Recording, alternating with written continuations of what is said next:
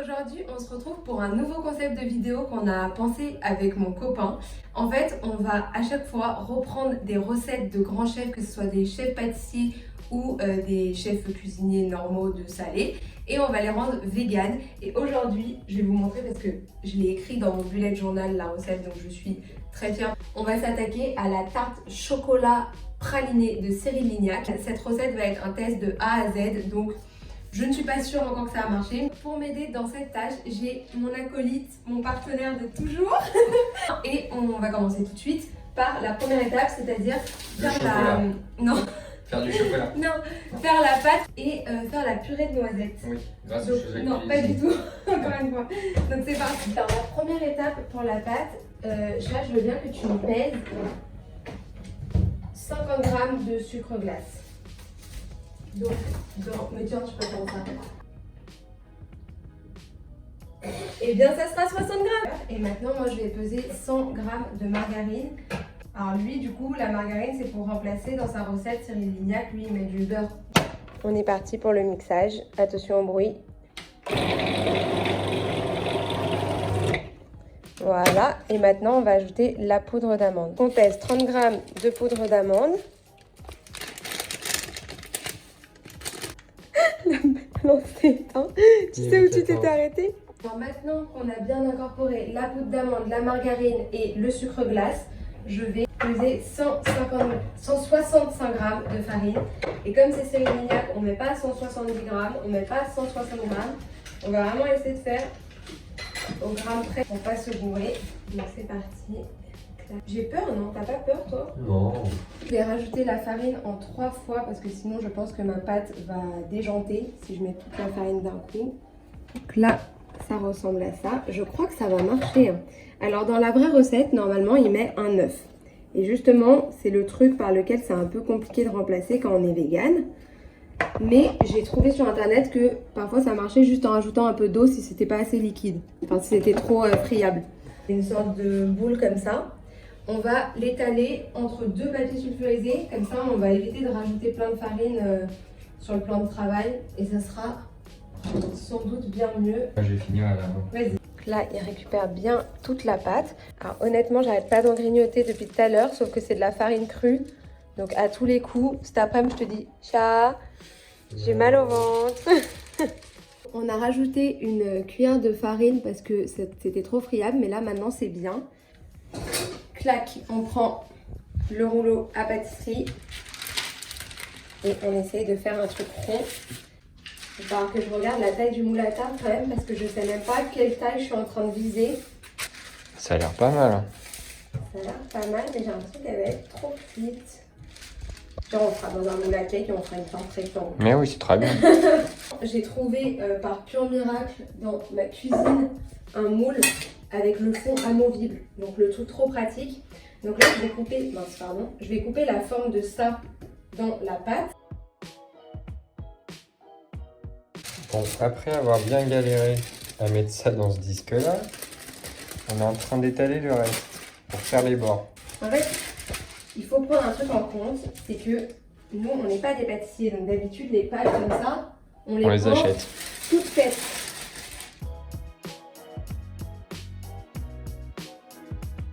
On va piquer avec une fourchette.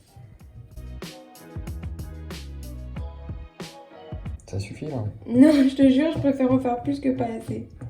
C'est super. Et maintenant, let's go au congélo. Je vais trouver une petite place. On va faire l'étape de la purée de noisettes. Mais t'arrêtes de manger les noisettes depuis tout à l'heure. On va faire l'étape de la purée de noisettes. Je vous ai déjà montré dans une vidéo YouTube comment les faire vous-même et c'est bien plus économique parce que là, on va avoir la même quantité. On va avoir la même quantité pour moitié moins cher parce que là ça m'a coûté 5 € et qu'en magasin je crois que le pot vaut 10 €. Alors on met les noisettes sur une plaque de cuisson, on a récupéré notre papier parce que comme ça pas de gâchis. Et on va les mettre à cuire pendant je pense 10 minutes à 180 degrés. Qu'est-ce qui vient de se passer? Ouvre le four. Est-ce que les noisettes ont cramé? Alors il est mignon, il me dit ça sent bon, ça sent les popcorn. Ouais, bon. C'est vraiment bon? Un goût que Nutella. Ouais, mais c'est cramé. Attends, je vais... Non, mais j'ai goûté celle sans peau. Ah oui. Là, dès qu'on retire la peau, c'est bon en dessous. Hein. Par contre, je vais me brûler, non? Non, non. Ah Mais non. me brûle. Ah, c'est trop bon par contre. Donc regardez, c'est cramé, mais en fait, au final, on va beaucoup plus facilement retirer la peau. Et à l'intérieur, elles sont pas cramées du tout. On verse tout sur un torchon, pardon pour le bruit, sur un torchon propre. Et là, on replie et on frotte. Et normalement, il faut le faire plus longtemps, mais vous voyez, ça commence à retirer la peau. Donc on continue jusqu'à ce que ce soit bon. Donc, je vais tout mettre dans le mixeur. Et là, c'est parti pour faire une purée de noisettes.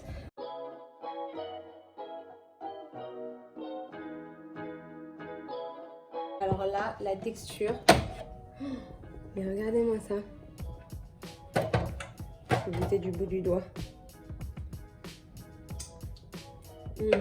Trop bon.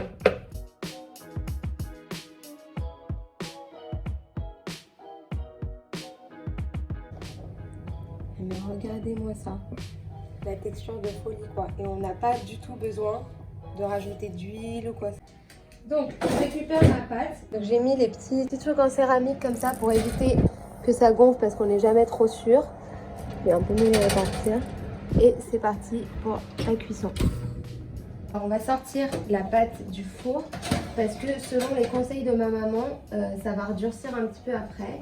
Et au final, on a retiré les petites boules parce que ça a fait des trous dans notre pâte. Donc voilà, les aléas du direct, j'ai envie de dire. Et on va la laisser bien refroidir. Alors, petit update parce que entre temps, on a dû faire reposer la pâte après la cuisson pour qu'elle refroidisse bien. Arrête de m'imiter derrière la caméra. Arrête de m'imiter, on te voit. Arrête. Donc là, étape de la ganache avant de encore une fois le mettre au frigo pour que ça prenne et de pouvoir enfin la déguster ce soir. T'as hâte? On va verser, j'ai trop de lumière dans les yeux, on va verser la crème de soja. J'ai pris celle-ci parce que au magasin bio c'était celle qui avait le moins de pourcentage d'eau et je me suis dit plus c'est épais mieux ça marchera. Je pense que 20 centilitres c'est pareil que 200 grammes, non? Ouais. On n'en sait rien, putain. On va chercher sur internet. Ouais. On va chercher. On va mettre tout ça dans la casserole et après on fait pas porter l'ébullition, en fait on va s'arrêter aux premières bulles. Aux premières bulles, on s'arrête. On va couper les carrés de chocolat plus petits qu'en carrés parce que je pense que sinon ça risque de pas fondre quand on versera la crème chaude.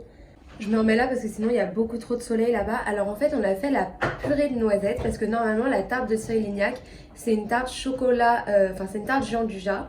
Et le Jean Dujat c'est du chocolat au lait praliné, donc avec de la noisette.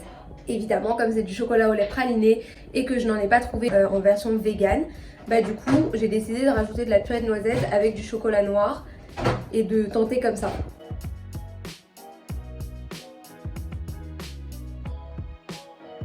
On verse la crème Tu me dis stop. en 3 fois, donc vas-y.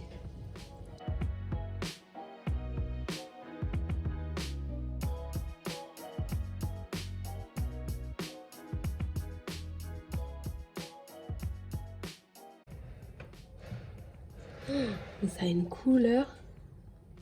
Regardez-moi ça. Oh là là. Je vais tout couler dans la pâte. C'est le moment stressant. Oui.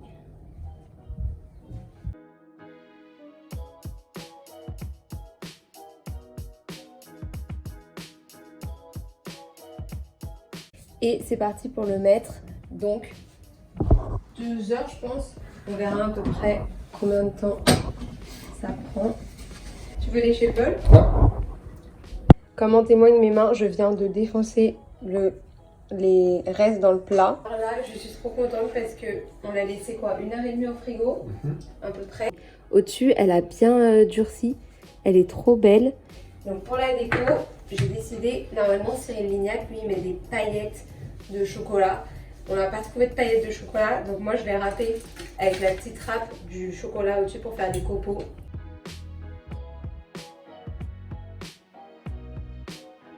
Je Je vais la découper. Honnêtement, j'ai très peur quand même que tout se casse la figure.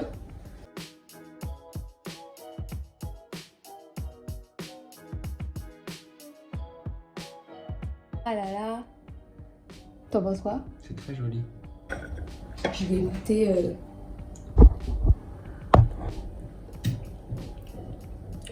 Trop bon. Oh putain. Ah désolé. C'est trop bon. Alors on doit vous avouer un truc. De C'était mon idée ce concept. Mais je l'ai dit au début de la vidéo. Ah t'as dit que c'était moi? Ok parfait. Bah c'était que moi cette idée. Moi j'ai dit que c'était nous deux. Non, c'était que moi et après t'as repris l'idée en me répétant exactement ce que je t'ai dit.